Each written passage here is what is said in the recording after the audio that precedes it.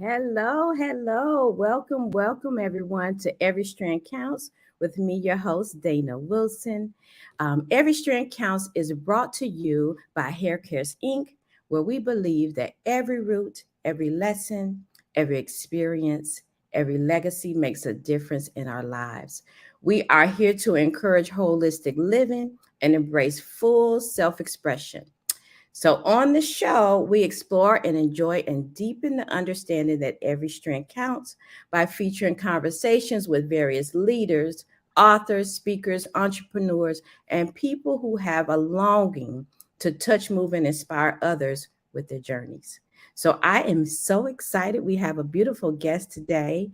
Her name is Natasha Paris St. Amand. She is the Empowerment Strategist. So, let me bring her to the stage. Let me see. Hey, lady. Hello, hello, hello. Hey, Hey, I'm so happy you are here. I'm so happy to be here. Thank you so much for inviting me to be a part of something that you are amazing at. And congratulations on your show. Oh, thank you. Thank you. So, Yes. Natasha, please share with the world who you are and the lane you have decided to drive in as well.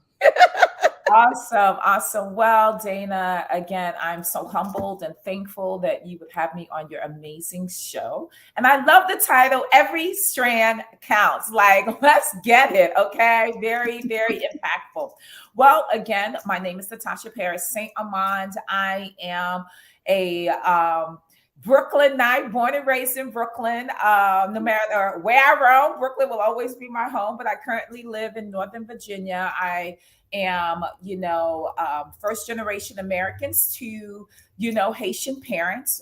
Both my parents are from Haiti, and an empowerment strategist. Oh my goodness. Okay, so I am a licensed clinician, a mental health clinician, and I have been for the past 24 years. I can't believe it. I hope I don't look it. Okay. Not at all. Not a bit. Okay.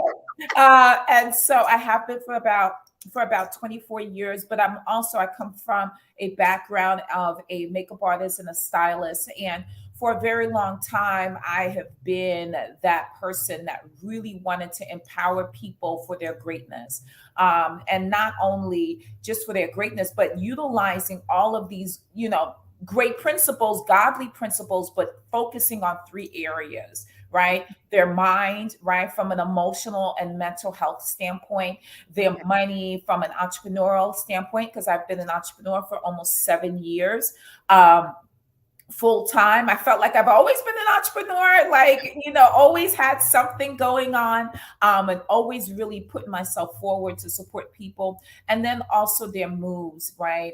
Just being able to look confident, feel confident on the outside, whether it's their dress, whether it's the way they look, and also how they walk into a room and be confident and really get empowered and tapping into that power that lives within them. So there's a lot to cover, but that's that in a nutshell. Listen, that is a lot, lady. Yes. But what had you interested in this space? You said you've always wanted to empower others. Like, where did that come from? I'm gonna be honest with you. I will that was a question that is a question that is constantly asked. Yeah. Where did that come from? I will honestly say, and I had to think about it. It Mm-hmm. came from God placing that desire in my heart.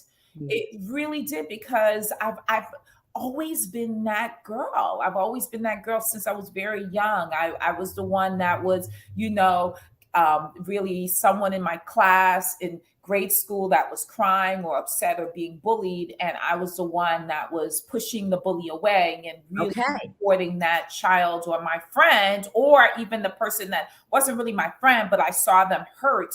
And I was that girl that would be the protector and the defender. So when I look back, I would say it's God. God put that in my heart. He really is. He really did. And that desire, and that just one step at a time, I saw my life developing through its difficulties and there's trials and tribulations. I became that person who you now see right now. So you were in school, you didn't, obviously you connected with that person in such a way that you didn't like them being bullied and such.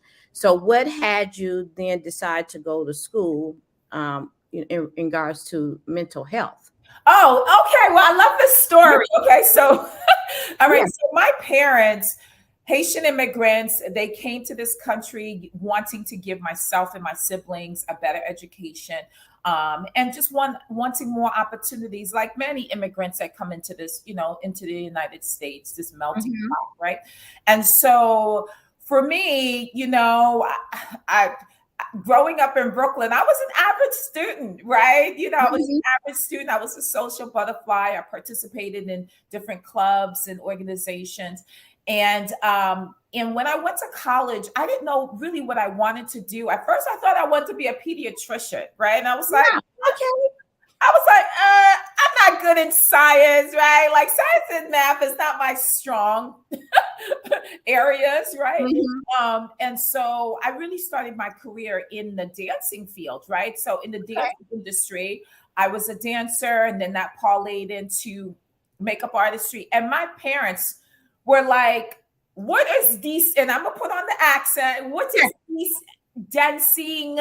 This makeup art? What is this? You need to go to school to be a doctor, a lawyer, and they said a lot. Yeah. Yeah. Dentist, something you make money. And I was like, I don't know. Right. So Right. these my parents. I had gone to a community school college. So I went to high school, graduated, went to college. All of this is in New York. And it Mhm. was CUNY. In New York, we call them, City University of New York. And there's so many of these colleges within the New York State or New York City area. So I went to a school that was predominantly business oriented because, Okay. well, business, okay. But then there was a psychology department that was a small psychology department. And my parents were pressuring me to make a decision on what I wanted to do because these dancing was not going to work. Got it. Because I That's was in the industry, I was recruiting folks on the street, helping them become models. Like, I mean, it was just, I had worked for MTV, did a yeah. whole lot of stuff. And I fell in love with the psychology department after taking psychology 101, like most people. Okay. And I really felt a pull in that area. And I was like, okay, I like this. I like this. And so what I did was I said, I initially, after making the decision that I wasn't going to be a pediatrician, I made a decision. I was like, maybe I can work with children and be a teacher. But then I realized I couldn't make a huge impact with children in a larger setting. So I was like, well, maybe from a psychological perspective and falling in Mhm. love with mental health, I can work with a child one at a time. And it just really blossomed from there. Like I went from going into this university, not knowing what I wanted, to falling in love with psychology, and then graduating with a psychology degree, right? That was my major because I switched Mhm.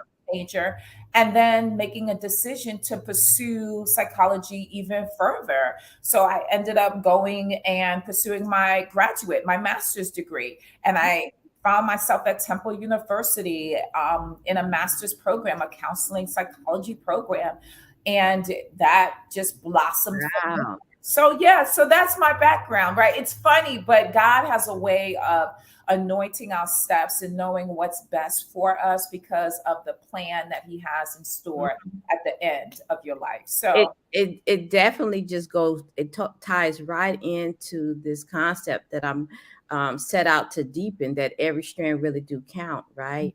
You were that one that connected with the person that got bullied at school, then decided somehow or another you're going to go to school for psychology. So then now tell me, how does this psychology major person now call yourself the empowerment strategist? Where does that come from? okay, so I know, right? Connect the dots for me here. It's okay. Stay tuned, right? Just follow me on this. Follow me on Come this. on. Okay. Put me on the journey here, please. The journey as I think back and I reflect, I'm like, wow, an amazing journey. And it still is ongoing, right? Because I Mhm. can't wait to see what what happens in the next 5 to 10 years. So with that said, so the empowerment strategist. So for a long time, I lived two lives in tandem, right? So Okay. it's that creative space that I've always loved as a dancer and as a makeup artist. So even though I went to school, to be a licensed clinician, I still held on to the love of the arts. I was no longer dancing because of the time restraint that it requires when it comes to practice and things of that nature.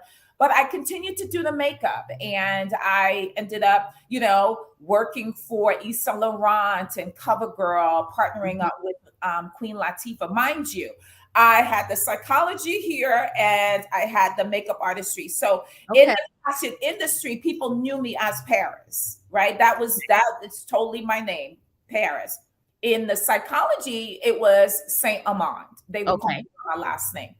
And I just left, I lived these two lives in tandem, and it was more so from the perspective that they did not connect. They did not. And I remember a supervisor when I had decided to go through my internships and practicums and things of that nature. And I told her about the life that I was living. And she said to me, and I remember it vividly. She said, one day those two lives are going to come together smoothly and effortlessly. And I could not see it. I could not see it. I was like, yeah. And so now, fast forward, I literally started creating this bridge between the two, because what I've come to realize when working with individuals, that they weren't just having, emotional issues. And also on the flip side, from a makeup artistry, when I would do their face, they had emotional issues. Those, when I was counseling them, those who had the identified emotional issues or diagnoses, they did not look, put together, right? So my goal was, why not bring those two together and really support not just what was going on within, but also support them from an outside perspective. Ooh, so you help a sister from the outside and the inside. Absolutely, holistically, all of them, right? That whole being. And so what I came to realize was that they were really benefiting from what it was that I was doing. And it was just so amazing. So as that started blossoming, I was really supporting individuals both on the outside and then on the inside. I felt like it was so important for them to begin to learn how to empower themselves. Right? Because it would be great that they would wake up in the morning and I pop out of their closet like, here I am. Let me do that face. Let me get your clothes together and let's have a session. Right. Right. That would be ideal, but that's not realistic. And so I felt the need to really begin to talk about, how can I empower you for your greatness while teaching you the skills and techniques that will allow you to walk into any room. And so God placed that on my heart, the empowerment strategist, taking everything that I've learned, everything that I've done, all of my experiences, all of the people that I've met throughout my journey. And I've lived in 4 different cities in America, Louisiana, outside of New Orleans, New York, Virginia, and Philadelphia. And all of those people that I've met, I saw that there was a constant thread that was woven between all of them. And that was this need to be empowered while they are getting themselves healed and moving in a purposeful direction. So how do you deliver this empowerment to your clients? So, obviously you see the need, and clearly you described it very, very well, and how you've been able to mesh these things together. But take me through the client journey of once they have met you. What are your deliverables? How do you deliver this empowerment to them? All right. So what I've come to realize at post-COVID was that my client caseload had exploded, right? Because what we knew that was that COVID really caused a lot of people to really face the things that they were dealing with, right? Oftentimes prior to COVID, they were running away from it. They were masking it. They were camouflaging it, making it appear that there was nothing wrong, right? But then COVID forced many people to sit and face what their challenges were, right? And so I was asked to, and I have a private practice, and I was asked to provide support, but it was just, I couldn't possibly do it on my own. And it became very inundating and overwhelming. And I felt bad that I couldn't support them because, everywhere they turned, there were other clinicians saying, I'm full. I can't provide that level of support. So this came to be at post-COVID, actually about 2 years ago, when I realized that I can, really support people by giving them techniques and skills, by teaching them how to self-empower. Mm-hmm. Okay. And so I started off doing these Empowerment Sunday brunches where, what I noticed was that, during COVID, we were in isolation, right? And all of the community and the friendships and things of that nature kind of died down. And so I wanted to offer community. So I came up with this idea of actually creating an Empowerment Sunday brunch where I brought all these women together who did not know each other, but they knew me. And I fed them, and we had, music, and we had great discussion, and we were in small groups. And I realized, oh my God, they didn't just only have community, but they had a voice and they had a platform in which to share. And so based on that information, I was like, let me take this to the next level. And that's where I actually birthed this whole piece of empowering them through group and community by providing them with 4 sessions, right? Because I couldn't possibly do it all by myself individually. So what I decided to do was I decided that they would get 4 opportunities to work with me, but 3 of those opportunities would be in a community group setting, and then 1 would be individual. And so with that said, that made the opportunities for me to support individuals much more greater and less stressful. Yeah. In a group setting. In a group setting, while giving them an opportunity to have that community, that accountability, and not just that, being able to learn skills and actually have the tools in which to self-empower. Like I tell all of my clients, I say to them, that out of 100%, right, what I do with you in session is only 30. Okay. The remainder happens, your healing, your opportunity to move out of the stuck place happens outside of this time that we're together. So during that time, I don't want them to get lost. I want them to be able to have that platform, that community, as well as the skills, techniques, everything that they can utilize to really move themselves out of that stuck place into an empowerment stage where they're now making changes, not only in their lives, but all of the people interconnected to them. Okay. So how do they walk out? So they walk in a certain way, not being very clear and having obstacles in front of them, and you're sharing the tools to help them get them from that place. And what do they result from working with you?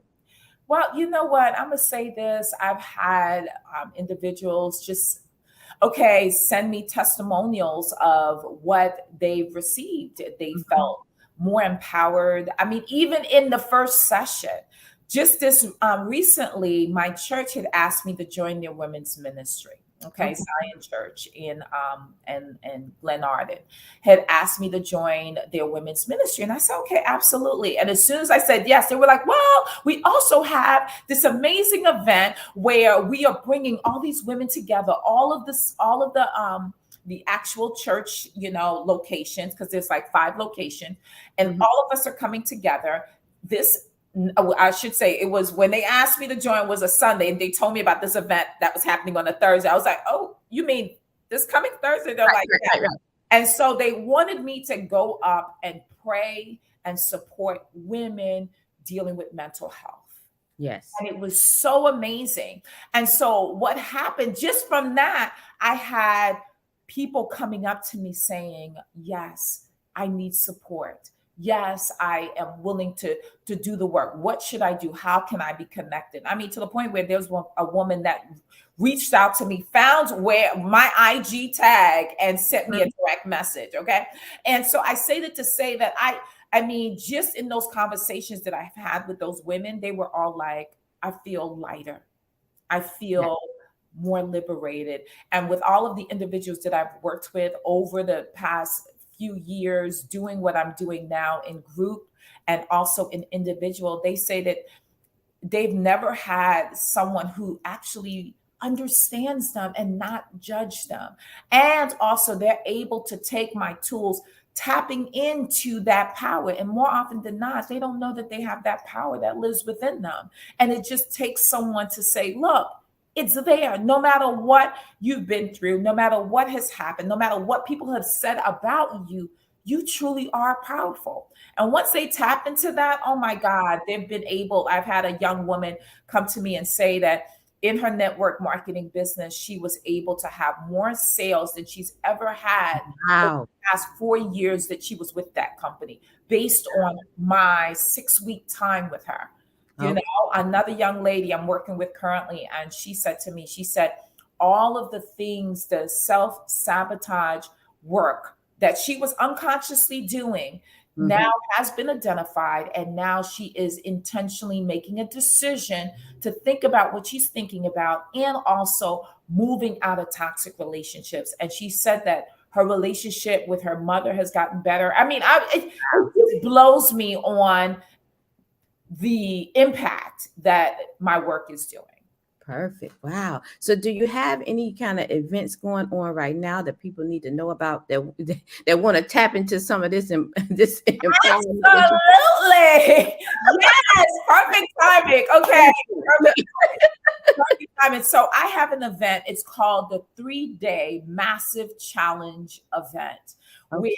I teach you, right? It's a massive challenge where I teach you the skills, and I've created an empowerment formula that teaches you what to do and how to get out of those unstuck places. So Okay. March 21st through the 23rd, I have a free event that, I mean, it's amazing. Like I put an ad out just yesterday.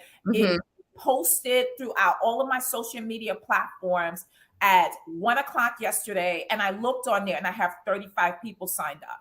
Oh wow. Come on with it. Yeah. Okay, 35 people signed up. And I think I might have your link here. Hold on. Give me a. yes, it's Let me Natasha see if Paris I can. dot info. And it is a free opportunity. There we go. Okay. There we go. There we go. Yeah, just click on that link, register for this free 3-day massive challenge. Because the reason why I say it's a massive challenge is because it takes massive action to get out of that unstuck place, right? It's like literally, if you're in mud, you need someone not to just pull and tug at you and say, come on, or that quicksand, say, just come on out. Come on. No, you need someone to pull you out. Girl, come on out. So what's going to happen? Tell me. Wait a minute. Tell me what's going to happen these 3 days. Like, so are you meeting every day? I mean, what does this look? Paint a Okay, picture for so me. How it does it look? is Yeah. for an hour on that Tuesday, Wednesday, and Thursday, and it's going to be 1 o'clock p.m. Eastern Standard Time, Central Standard Time. Do the math, right? Right. You just add 2 more, an hour or Central Standard Time, Right. 2 hours, right? Mountain Time, and then right. And so I will be meeting on the virtual platform for anyone global. Okay. Mhm. And what happens on that first day, we're going to talk about what causes people to be stuck. We're Okay. going to identify those things.